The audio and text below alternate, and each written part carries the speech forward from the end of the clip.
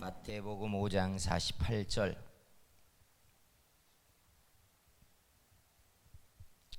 5장 48절 한 절인데 5장 48절 말씀 봉독해 드립니다. 그러므로 하늘에 계신 너희 아버지의 온전하심과 같이 너희도 온전하라. 아멘. 주께서 강건케 하시고 또 온전케 하는 담대함과 은혜를 부으시는 귀한 시간이 되기를 주의 이름으로 축복합니다. 사람이 태어나서 죽을 때까지 사람의 세포도 그렇고 삶도 그렇고 계속 변하고 그 변하다가 생명이 이렇게 끝납니다. 그래서 인생의 이 여정을 가리켜서 사람들은 태어나는 순간부터 사람은 죽어가기 시작한다, 이렇게 말하는 사람이 있는가 하면 거꾸로 사람은 미숙함으로 태어나서 점점 완성되어져 간다. 전혀 다른 말이잖아요. 인생을 보는 관점이 전혀 다른 이런 시각으로 사람을 봅니다. 그럼에도 불구하고 중요한 것은 이 세상에 태어난 생명과 존재하는 모든 것은 목적이 있다는 거예요. 그리고 그 목적은 존재하는 것에 대한 의미를 부여하고 있습니다. 우리도 지금의 시간에 목적이 있고 이 목적이 지금의 이 예배 시간의 의미를 우리들에게 가져오게 하고 있는 시간입니다. 인생이 예배하는 것이 가장 복되고 하나님 앞에 있는 시간이 복이 되는데, 우리가 이 예배하고 하나님 앞에 있는 시간 동안 가장 은혜로운 시간 되게 만들어 주시기를 주의 이름으로 축복합니다. 이게 목적이 우리들에게 살아나느냐, 이게 참 중요해요. 그래서 세상에 존재하는 모든 것은 목적을 가지는 순간에 가장 강력해지고 위력을 발휘하기 시작한다는 게 증명되었어요. 사람도 목적을 가지고 있는 사람들은 그 강력한 목적을 위하여 자기의 의식과 몸의 모든 세포와 에너지가 다 그 목적을 향해 발휘된다라고 하는 게 밝혀져 있어요. 그러니까 의미가 없는 사람하고 의미가 있는 사람은 전혀 다른 것입니다. 전혀 다른. 살려고 하는 사람들은 살겠다는 목적 때문에 몸이 사라진대요. 예. 나는 저곳까지 갈 것이야 라고 목적을 정하고 나면 내 의식과 내 몸의 모든 조직과 세포가 그 목적지를 향해 계속 가겠다는 뜻을 발휘하기 시작한다는 거예요. 사랑하는 성도 여러분, 기독교인들은 이걸 가리켜 사명이라고 말해요. 우리는 세상에 나는 순간부터 사명을 가지고 있는 사람들입니다. 사명이 끝나면 사는 것에 대한 의미가 없어지는 사람들이에요. 남들처럼 살자니 그것도 큰 의미가 없는 것 같고, 세상 사람들처럼 살자니 그것도 내게 만족감을 주는 의미는 아니라는 거예요. 세상에 보내심을 받은 저와 여러분은 사명이 있습니다. 죽는 날까지 이 사명을 붙잡고 사명을 잃지 않는 그런 사람들이 되기를 주의 이름으로 축복합니다. 우리가 읽은 이 본문이 이렇게 돼 있어요. 하늘에 계신 너희 아버지의 온전하심 같이 너희도 온전하라. 저는 이 말씀이 성경 말씀 중에 가장 완성형의 말씀이다 라고 표현하고 싶어요. 우리가 죄사함을 얻는 이유도, 그리고 구원을 얻는 목적도, 예수 그리스도의 십자가의 사랑과 그 은총과 은혜를 계속 힘입는 이유도 바로 이 말씀의 이루려고 하고 있기 때문에 그렇습니다. 온전하다라는 말의 의미가 사전적으로 뭐냐면 본바탕으로 대로 고스란하다라는 뜻입니다. 우리 속에 있는 그 본바탕, 그걸 흠 없이 뒤틀림 없이 망가짐 없이 고스란하게 드러내라. 그게 온전하라는 말. 근데 우리의 본바탕이 뭡니까? 우리의 본바탕을 가만히 생각해 보자고요. 우리의 본바탕 하나님의 형상이잖아요. 하나님의 아들들이에요.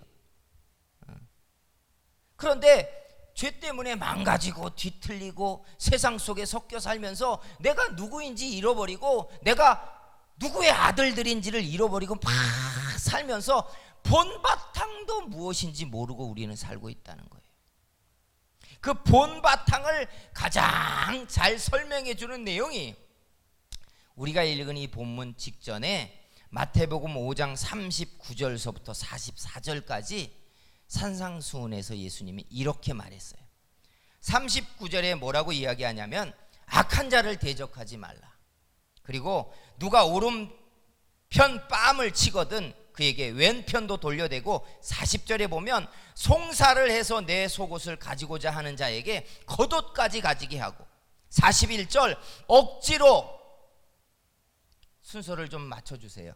41절 억지로 오리를 가게 하거든 그 사람과 심리를 동행하고 42절 구하는 자에게 주며 내게 꾸고자 하는 자에게 거절하지 말고 44절에 가면 원수를 사랑하며 너희를 받게 하는 자를 위하여 기도하라. 참 하나하나 뜯어보면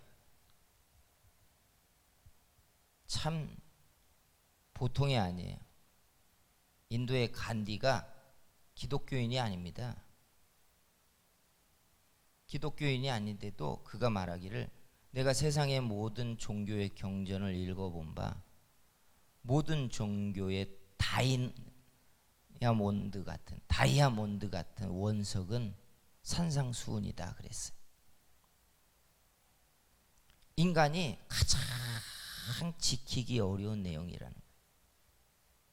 악인을 대적하지 말고 누가 오른쪽 뺨을 대거든 왼뺨도 돌려대주고 송사를 해서 속옷을 가지고자 하거든 겉옷까지 그에게 주고 억지로 오리를 가게 하면 심리까지도 가지고 구하는 자에게는 주며 꾸고자 하는 자에게 거절하지 말고 원수를 사랑하고 너희를 박해하는 자를 위하여 기도하라.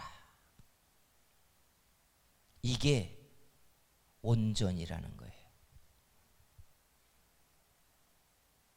이게 본바탕이라는 거예요.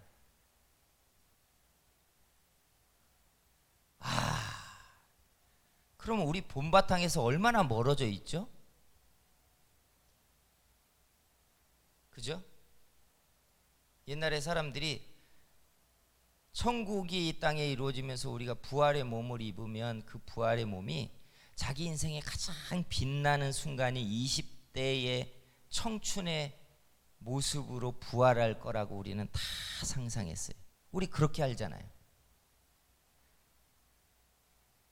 우리가 생각할 때 그게 내 인생의 가장 빛나는 본바탕이라는 거예요. 근데 그거는 생각하는데 육체적으로 그건 본바탕이라고 여기는데 놀랍게 주님이 지금 이야기한 이 모습이 온전하라고 말한 우리의 본바탕이라는 건 깊이 고민하고 씨름하지 않는다는 거예요. 주님은 이 본바탕이 우리에게 있고 이 본바탕이 세상에 드러나야 한다는 거예요. 놀라운 건 세상에 우리가 빛이 되고 세상에 그리스도의 편지로 보내심을 받고 있다는 것은 우리가 이렇게 세상과 전혀 다른 사람들이고 전혀 다른 존재로 세상 앞에 보여져야 되는 사람들이라는 내용이에요.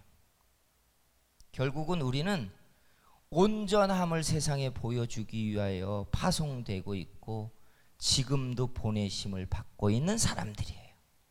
이게 사명이에요.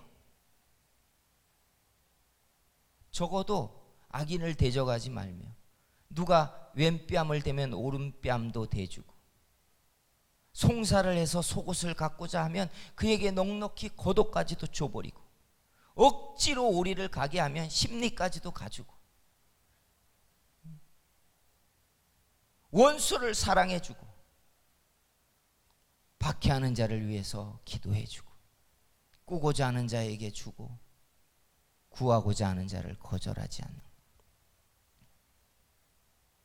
이게 하나님이신데 이 본바탕이 우리 안에 있다는 거예요. 그리고 이 본바탕을 고스란히 드러내라는 거예요. 이게 온전하라는 말입니다. 이런 큰 사명이 어디에 있어요? 우리는 돈 벌어서 선교하겠다는 사명 하도 많이 들어서 그건 딱 심겨졌어요. 그죠? 복을 받아가지고 세상에 그리스도인으로서 복 받는다는 걸 보여줘요. 하나님이 우리의 기도를 들으신다는 것을 증명하고야 말겠어. 이런 건 얼마나 흔하게 우리가 드러내고 있어요. 그런데 고스란히 우리의 내면 속에 있는 하나님의 이 아름다운 형상을, 세상이 감당할 수 없는 사람의 크기,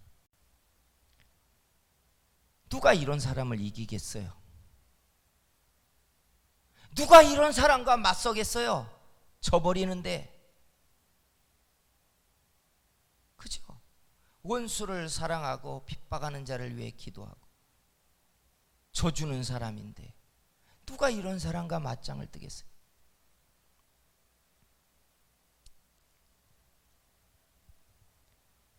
그런데 우리가 이 온전함을 세상에 보여주기 위하여 보내심을 받은 사람이라는 사실이에요.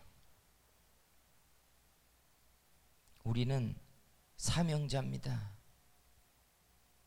복음을 들고 막 나가서 예수 그리스도를 믿으라고 죄사함을 얻으라고 말하는 이 사명만이 아니라 우리가 세상과 다른 하늘의 아버지의 형상이 내 안에 있는 이걸 고스란히 드러내므로 세상과 얼마나 우리가 다른 사람인가 하는 것을 보여주어야 되는 사명을 가지고 있는 사람이라는 거예요. 오늘 이 말씀을 듣고 오늘 이 예배를 드리고 있는 모든 사람들에게 사명이 깨어 일어나게 되기를 주의 이름으로 축복합니다. 왜 이렇게 못 살까요? 저도 이 말씀을 준비하면서 속에 담고 원수를 사랑하라, 박해하는 자를 위해 기도하라. 악인을 대적하지 말라는 것은 할 수 있을 것 같아요. 끝까지 거 뭐 피하지, 좀 져주면 되지. 왼뺨을 치는 자에게 오른뺨을 대주라, 이거 만만치 않을 것 같아요. 송사를 해가지고 고발을 해가지고 속옷을 갖고자 하는 자에게 겉옷까지 주라, 이야, 고민하고 고민이 시작될 것 같아요. 억지로 오리를 가게 하려고 하는 자에게 심리까지도 가지고 구하는 자에게 주고 꾸고자 하는 자에게 거절하지 말라.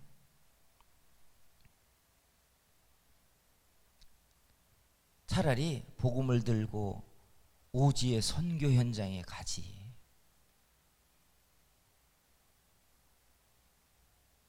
참 쉽지 않은,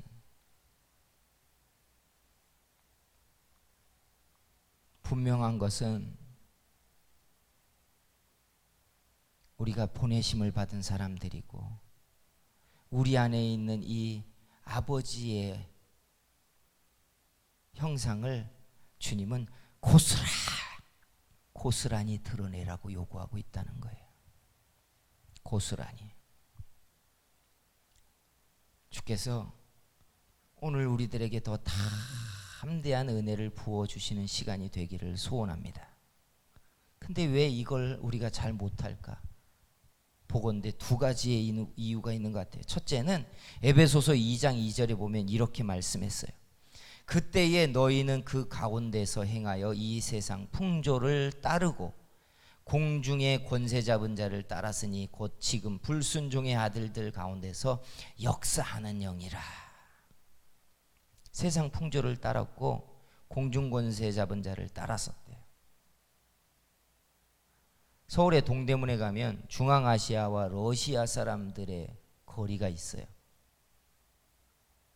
주일과 주말이면 중앙아시아와 러시아에서 온 러시아 말을 하는 사람들이 골목을 막 메운대요. 대림동에 가면 차이나타운이 있잖아요. 서울에 또 주말이면 필리핀 사람들이 모여서 프리마켓도 열고 밥도 사 먹고 음식도 팔고 하는 필리핀 거리가 만들어진대요. 왜 그럽니까? 그 먼 나라를 떠나왔으면 여기서 살지. 자, 한국 음식 먹고 된장찌개에 삼겹살 구워가면서 안 잊어지는 거예요. 고향의 음식이 안 잊어지고 고향의 말이 안 잊어지고 고향 사람들을 만나서 눈을 맞추고 싶고. 왜요? 오랫동안 익숙한 풍습이기 때문에. 우리가 하나님의 말씀을 들으면 그게 자꾸 우리를 힘겹게 하는 이유가 이거예요. 우리는 세상 풍습에 너무 오랫도록 익숙해져 있어요. 그게 혈통이라고 말하잖아요. 내 아버지께 배운 건 내 어머니께 배운 풍습이에요. 그러니까 하늘의 말씀을 듣는데 그게 도리어 어색한 거예요. 오늘날 많은 기독교인들이요, 교회 밖에 세상 풍습이 훨씬 익숙하고 교회에 들어오면 자기를 옥죄인다고 말해요. 세상 풍습이 더 익숙한 거예요. 아, 교회 가면 교회 사람들 쫀쫀하다고.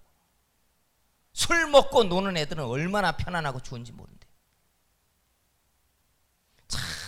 참 조심해야 돼. 우리는 아버지의 형상이 담겨져 세상에 보내어져 아버지를 드러내려고 심겨진 사명이 있는 사람들인데, 사명을 어느 날부턴가 잃어버리고 사명을 잃어버릴 뿐만이 아니라 세상에 동화되어지고 세상과 섞여져 가지고 내가 누군지도 모르고 살고 있다는 거예요.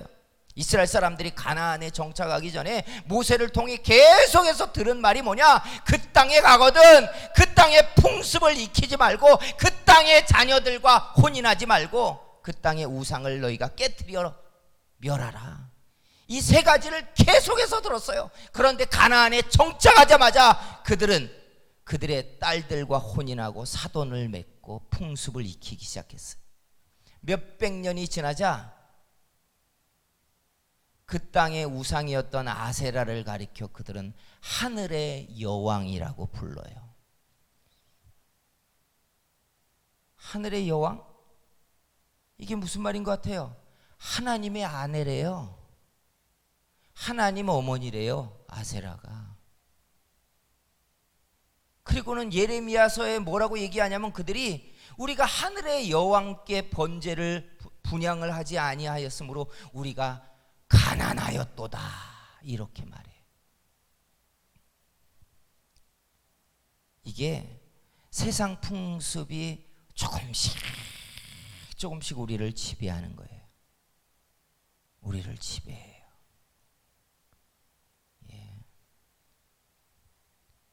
우리 세상이 고향이 아니라 우리가 돌아가야 될 것은 아버지의 품이고, 아버지 앞에 섰을 때 세상에 보내심을 받고 사명을 감당했느냐를 따질 것입니다.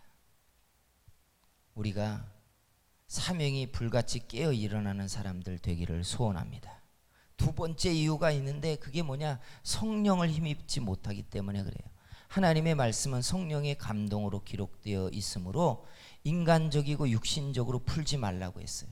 성령의 감동이 우리 속에 있어야만 성령의 감동으로 기록된 말씀이 우리 속에 코드가 맞아지듯 풀어지고 깨달아지고 믿어집니다. 그런데 성령의 감동이 사라지고 나면 성경은 뭐만 남느냐? 하나님의 말씀의 권세와 능력은 사라지고 종교의 도덕적인 것과 교훈만 남아요. 교회가 성령의 역사가 점점점 식어지죠. 그러면 세상으로부터 도덕적 판단을 받는 집단으로 전락하기 시작해요. 그래서 교회가 세상보다 도덕적 우월감을 갖기 위하여 부단히 노력하는 경쟁 시대에 돌입하고 맙니다. 본질을 잃어버리는 거예요. 성령의 역사가 우리 속에 들어가야 그리스도인은 정말 기독교인이 되기 시작해요. 성령의 역사가 우리 속에 일어나야 세상 풍속을 이기고 세상과 다른 존재로 살기 시작해요. 성령이 감동해 주셔야 세상이 무엇이라고 하든 나는 하나님의 사람으로 살기 시작해요. 하나님의 사람으로. 성령의 감동을 잃어버린 교회들이 세상과 경쟁합니다. 세상과 경쟁하려고 해요. 기독교인들이 세상과 경쟁해서 세상보다 더 크고 능력 있는 존재가 되려고 합니다. 아니에요. 정확히 우리 속에 있는 본바탕은 악인을 대적하지 말고 오른 뺨을 치는 자에게 왼뺨도 대주고 송사를 해서 속옷을 갖고자 하면 겉옷도 주고 억지로 오리를 가게 하거든 심리까지 가주며 구하는 자에게 주고 꾸고자 하는 자에게 거절하지 말며 원수를 사랑하며 핍박하는 자를 위하여 기도해 주는, 이게 세상을 향하여 보내심을 받은 저와 여러분의 사명입니다. 주님은 이 일을 위해서 우리를 파송하셨습니다. 이 일 때문에 저와 여러분은 은혜를 받고 있고, 이 일 때문에 주님이 우리를 붙잡고 계시고, 이 일 때문에 하나님이 은혜 주시고 능력 주고 계십니다. 우리는 사명자입니다. 사명자입니다. 우리 성도교회가, 성도교회 지체들이 세상에 우리 아버지의 아름다운 향기와 모습을 보이는 이런 사명을 감당하는 하나님의 교회와 사람이 되기를 축복합니다. 기도하겠습니다. 같이 합심해서 기도할 때